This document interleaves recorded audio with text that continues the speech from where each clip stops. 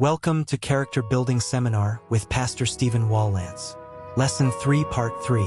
The title is The Gospel According to Computers. You see, the gospel according to computers. For you computer nerds out there. The hardware that we receive at birth has an operating system. It's called selfishness. Are you hearing me? And the only kind of software that computer that we have as a natural inheritance can handle is that which caters to the lust of the flesh, the lust of the eyes, and the pride of life. Anything that satisfies our selfishness. Are you with me?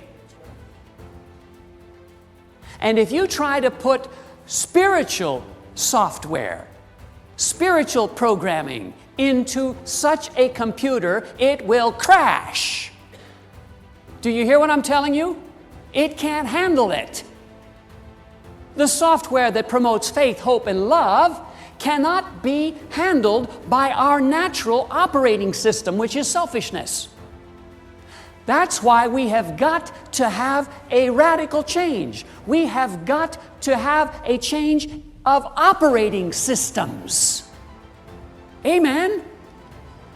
We have got to get a new heart that has a new law written upon it. The operating system of love. Amen. That new operating system can handle God's software. And it won't crash. Have you had that change? Or are you simply trying to improve your GUI? That's a computer term. That's the graphic user interface.